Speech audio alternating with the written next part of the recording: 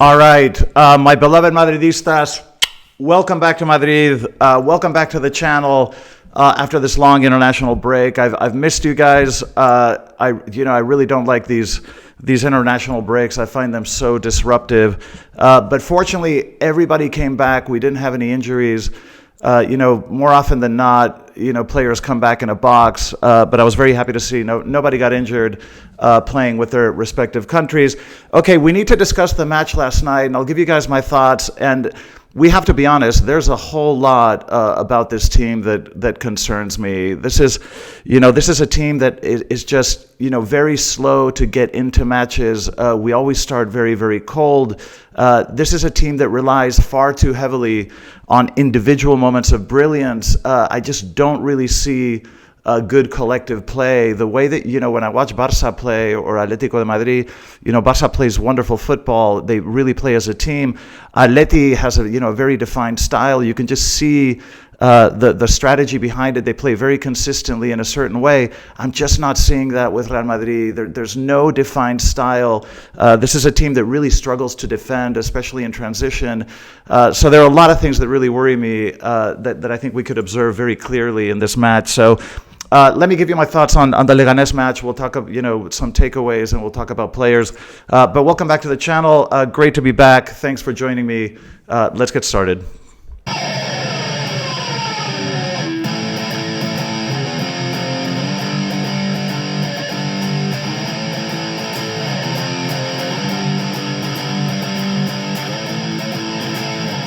Madridistas, welcome back. Let's talk about the match last night, and let's start with the lineup. And the lineup was totally conditioned by the fatigue factor. So these players traveled unbelievable distances, and by the time they come back, they're jet lagged, disoriented. So that it's the lineup was very understandable from that standpoint. It's not that Ancelotti was reserving anyone for anything special. It was just taking into consideration the fatigue in these players as they return from international travel. But the lineup was the following. We had Lunin in goal. And this was, Courtois apparently has been having a bit of trouble in his knee. Now, I don't know if this is related to, I don't know if this is the bad knee where he had surgery. I think if this had been something serious, the club would have made an announcement. But I think, they're just taking precautions. But it appears to be a knee issue, probably nothing serious, hopefully nothing serious. But he played with Lunin in goal. And in terms of defense, we had Fran on the left, as you would expect, Lucas Vázquez on the right, Rudiger and Asensio in the middle of defense. The center of the pitch was kind of a double pivot with Camavinga and Luka Modric, Jude a little bit further forward. And then up front, it was quite interesting. First of all, it was great to see Arda start again, because he hasn't had a lot of minutes this year, and it really breaks my heart to see him on the bench so often. So it was really good to see Arda start, up front on the right. And it was very interesting to see Brahim on the left. Now, you guys know the left wing position is the most populated real estate in Real Madrid at the moment. We have so many players that can play that position, but I don't, you don't very often see Brahim play in that position. So I thought it was very interesting to see how Brahim would handle playing, on the left instead of the right. And then, of course, we had Kylian in the middle. So that was the lineup. I say, nothing too surprising and very much conditioned by the fatigue factor. In terms of the match itself, the first 20 minutes were very frustrating, and this is an issue that is really starting to concern me, that we seem to start every match very cold. Our play in the first 20 minutes felt very dense, very labored, very thick. It didn't feel kind of quick and sort of instinctive. It just felt very labored and slow and very kind of predictable. And it worries me that we're starting matches really cold this year. And considering that we're going into the most important part of the year, and some of the teams that we have to face in the coming weeks, it's very concerning that we start every match on the back foot. And it's something, I'm sure Ancelotti has discussed this with the players, but I think he needs to emphasize it again. We need to start much more aggressively than we do, and it almost feels like we have to get slapped in order to kind of wake up and get into the match. So I think the first few minutes were very frustrating. We did try to attack, but it felt very disorganized. And also it felt very kind of imprecise, especially in the final third. Our passing just felt very kind of imprecise. Now the goal came, the 1-0 came in the 29th minute, and this is, we have to admit this, I don't think this was a penalty. I was absolutely shocked that they gave us that penalty. There was contact on Arda Güler, but not all contact is a penalty. I just don't think the ball was a bit further away. I think Arda was already falling. In my view, this is not a penalty I would have called. Like I say, it's very surprising to, we don't get these calls very often, so it's always quite remarkable when it happens, and you always remember it. It's like the Almeria match last year. It's so rare that when it happens, you really remember it. In any case, we got a penalty. Kylian converted it. In Panenka style. It's not something we've seen Kylian do too often, but it worked quite well. The goalkeeper tried to sort of get back on his feet and put his hand up. He almost got his hand on the ball, but at the end of the day, the ball went to the back of the net, and we went up 1-0. And how long did the joy last? 30 seconds. And again, this is kind of unforgivable. We have these moments where we just have a lapse in concentration. At the beginning of matches and after scoring, I mean, how can you concede a goal 30 seconds after you score? It just feels like such a lapse in concentration. And another thing that really bothered me about this goal is that if you watch that first Leganes goal, it's so predictable. I mean, there's nothing kind of crazy about this play. This is a very textbook counterattack, ball to the wing to the middle, and then they put the ball in the back of the net. And we had plenty of bodies in the box, which is why this is so disconcerting, because when you see that goal again, like, we had plenty of defenders in the box, but they were just not focused on the right thing. They were ball watching. It felt very dozy. I mean, with all those players in the box, how could you possibly let them score? It was very disappointing. By the way, the second goal was not dissimilar to that. Now, shortly after the 1-1, we tried to push up. Brahim had a very good chance that he didn't convert. And then the 1-2 came in the 40th minute. And this was, again, very similar to the first goal. This was a kind of textbook counterattack. Ball to the wing to the middle. Again, we have plenty of bodies in the box, but everybody ball watching and asleep. It's just really frustrating that those two goals were so simple, and yet they put the ball in the back of the net. So very frustrating. Now, after the 1-2, we did have a chance or two before the end of the first half, but that's how it ended at 1-2. Now, the second half felt different. Okay, in the second half, you really felt that we had an extra gear. We increased there was a sense of urgency that we didn't have in the first half. You could feel the players, kind of raise their game, raise their level of intensity, and it made a massive difference. In the 40s, so only a minute into the second half, we had the 2-2, and this was, Jude takes a shot from distance.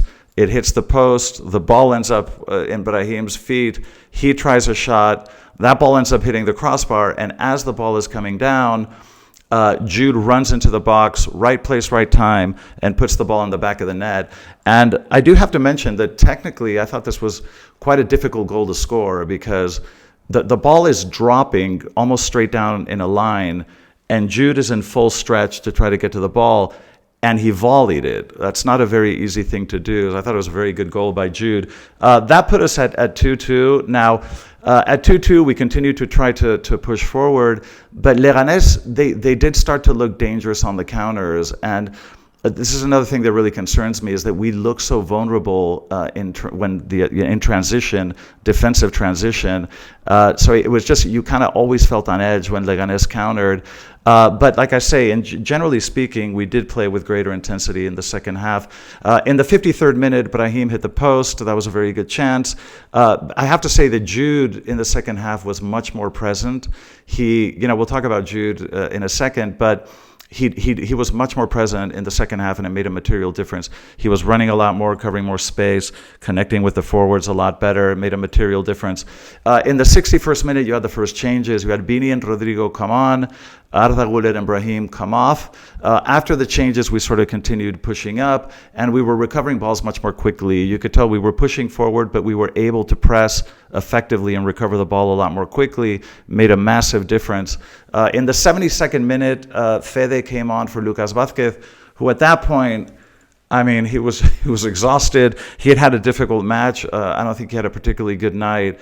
He was very frustrated. They showed a take of him on the bench after he was subbed, and he sort of threw his sweater. You could tell that Lucas Vázquez had a very frustrating night. I don't think Ancelotti wanted to play Fede, but I think he felt he had to because things on that right back position were looking a bit shaky. So Fede comes on in the 72nd minute.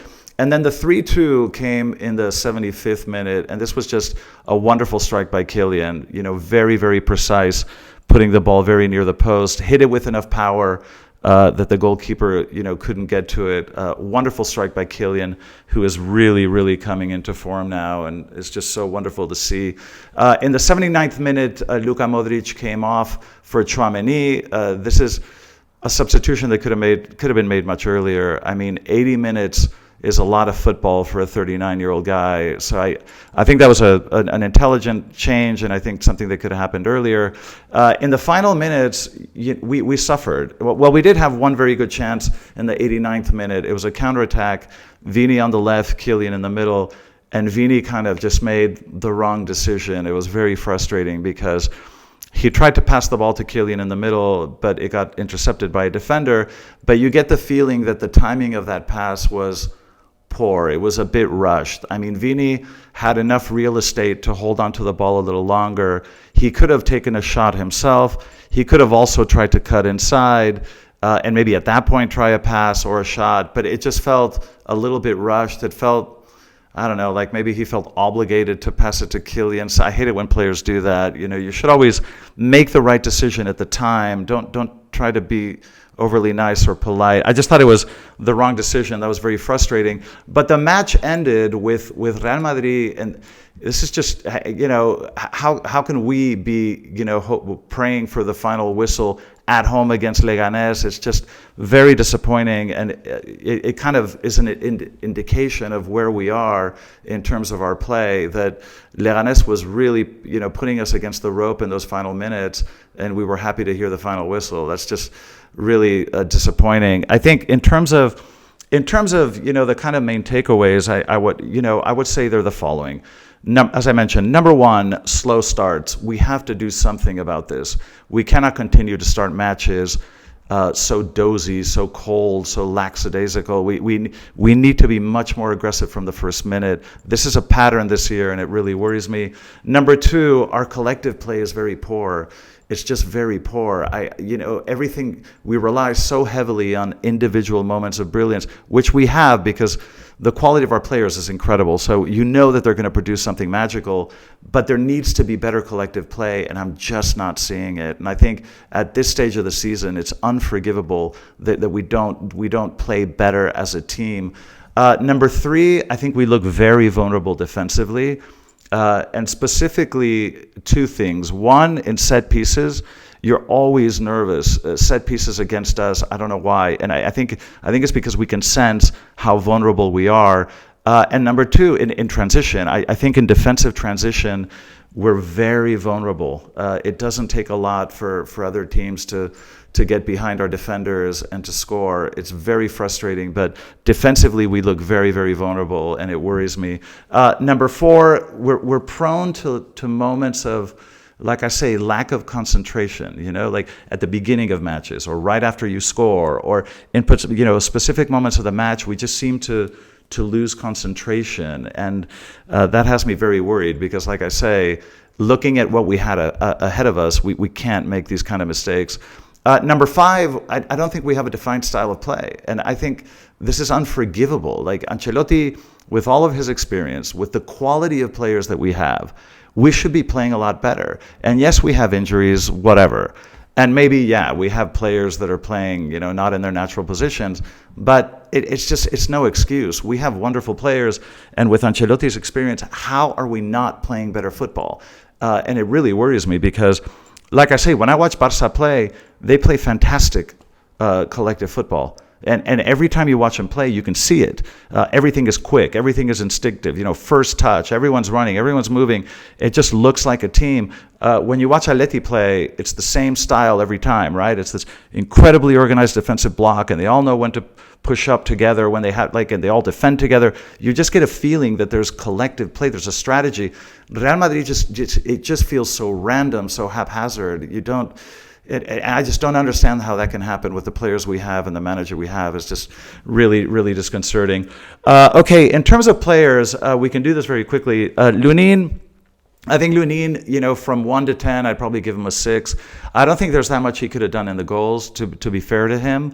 And then beyond that, he didn't have that much work. So kind of hard to grade him, but I would say probably a 6, not bad. Lucas Vazquez, not good. He didn't have his night. And how many times have you heard me say this? In the 50-50 challenges, I thought he always seemed to come out on the losing end of those. He seemed to be a little bit slow backtracking in defensive transition. They say around here that the Trent Alexander-Arnold transaction is done. I don't know if that's the case, but word on the street is that deal is done, and Trent Alexander-Arnold will be here next year. And I know that he's not the greatest right back in history. I mean, he does defensively sometimes is not great, although he's very good going forward. But I do think we need to replenish the right back position. So I'm very happy that he's coming, because last night Lucas Vazquez showed us again that he's just not up for, and this was Leganes. I mean, this was Leganes. So you can be sure that Fede will play right back against Arsenal, because Lucas Vazquez just can't handle this level of intensity. Okay, Fran, I thought Fran wasn't great last night. He's very quick. He's a very fast player, but I think in the kind of one-on-one 50-50 balls and challenges, he wasn't particularly effective last night. He has been playing well, I would say, in the last sort of 2-3 months. But last night, I don't think he was great. Like I say, the goals were absolutely criminal, and Fran played a part in those. And there's just no excuse for that. Okay, Rudiger I thought was okay, fairly solid. I mean, we do also have to blame him a bit for the goals, but I think Rudiger had defensively a pretty solid match. But it did irritate me. He took a couple of shots from distance that really pissed me off, because, look, I know that Ancelotti tells his center backs, if you have a chance, take the shot. And he'll say it to defensive midfielders as well. And I understand that, because you need to have that threat from distance, and you need to be unpredictable. So you have to tell your defenders to take a shot from time to time. And I get that. But the decision making by Rudiger in terms of when to take those shots was very poor. He took 2 yesterday that was like wasting a possession. We're in a very good place, in possession. Right when you have Leganes defending in a deep block, and it was just a waste of possession. So he did that on 2 occasions, kind of pissed me off. But defensively, I think it was okay. Asensio, I thought, was excellent once again, and I'm, getting tired of saying this, but I thought he was really good. He was in the one-on-one challenges. I think he won every single one, and it's kind of cool to see it in the stadium, because you can observe a player even if the ball is somewhere else on the pitch. And when you see these long balls going to a Leganes forward, and you see how they start to jostle, way before the ball arrives, you can see the defender and the forward start to jostle for position to see who controls that ball. And the way that Asensio jostles to get that position once the ball arrives is really fantastic. I mean, this kid plays really well. I think Asensio, he was very quick last night, very aggressive, as always. And then in the second half, he had one wonderful run carrying the ball. It's not something that you see very often, but he was in the back. He couldn't see an obvious outlet ball, so he just started to carry the ball up the middle, and it was fantastic. He went through 3 Leganes players, ended up almost all the way up front at the Leganes. It was a wonderful play, and I think he showed us another aspect of his play. And I think as he gets more confident, he's instead of just immediately passing, he may find those moments where he can make a difference pushing forward. So it was really encouraging to see. That's an aspect of his game we haven't seen too much of, but I'm really glad to see that he has this ability. I think Asensio had a really good night once again. Okay, Luka Modric. I would say that Modric, in distribution, he was good. His passing was quite good, but he didn't feel as dominant, as present as on other occasions. Usually Modric is a guy that kind of controls the midfield completely. He has such great decision-making. so much experience, such great technique and vision. He did, his passing wasn't bad in terms of accuracy, but he just didn't feel as present as we've seen on other occasions. I still think that Luka Modric is a player to use coming off the bench. I just think he has more of an impact than starting from the first minute, but that's just my personal opinion. Let me know what you think in the comment section. Okay, Camavinga. I don't know, from 1 to 10, I'd probably give him a 6 or something like that. His first few minutes were pretty awful. He was kind of late to challenges, making stupid fouls. But as the match went on, I think Camavinga improved quite a bit. And by the end of the match, I think he had a pretty good performance overall. If you kind of ignore those first few minutes where I think it took him a while to get into gear. Okay, so I think Camavinga was not bad. Jude, I thought Jude was very good, but a couple of interesting observations about Jude. In the first half, the quality of his passing was very good. He got a lot of really great through balls out to the wings, getting behind the defenders. His vision and his passing was great. But in the first half, he wasn't running very much. And you guys have heard, on this channel, I always tell you guys how much Jude works. He's one of the most generous players, I've seen. He gives 100% every single time he plays. But in the first half, he felt a little static, which is very unusual for Jude. Now, in the second half, he started to run a lot more. He was much more aggressive in defensive duties. He was pushing up a lot more, connecting with the forwards a lot more. He was a lot more present in the second half, much more aggressive. But I have to say, he looked tired to me. I don't know if you guys would agree, but he played a good match, a really good match. But he felt a bit tired to me. And I think he got tired earlier than he used to. I think, I know he played 2 matches with England. I think he was subbed in the second match in like the 67th minute. But I don't know if it was the travel and the whole thing. But he did look a little bit tired to me. So I think these next, couple of days of rest are going to be great for Jude. Okay, Brahim was not bad. I just don't think the left wing is his position. And you could tell that it sort of affected his play. In terms of where he can sort of turn inside and shoot, it did make a material difference. I think his first half wasn't bad. He was taking people on one-on-one. I think he had a good first half, controlled the ball quite well. And then kind of as the game went on, I think he sort of subsided in terms of his influence on the match. But, I don't know how much of that is his fault, because I do think he looked a little bit uncomfortable on that left wing. It's just not his position, and somehow I think it affected him. So I think Brahim was sort of not bad, and I think went from sort of good to slightly worse as the game went on. Kylian was man of the match.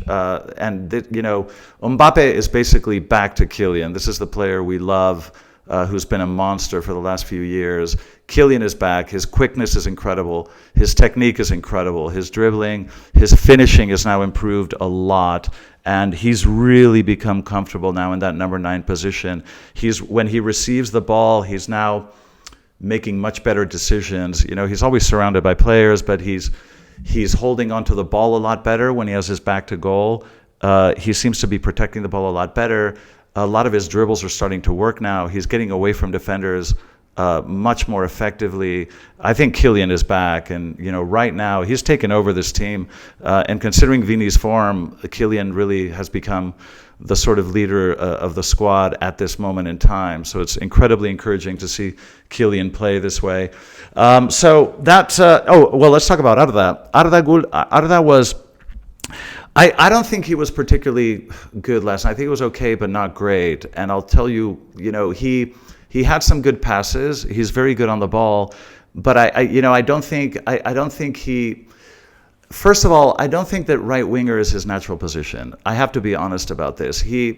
Arda Güler is not a player that he doesn't have that one-on-one destabilizing dribble speed that Rodrigo has, that Vini has, that Kylian has. To me, Arda Güler, I'm not sure he should play right wing.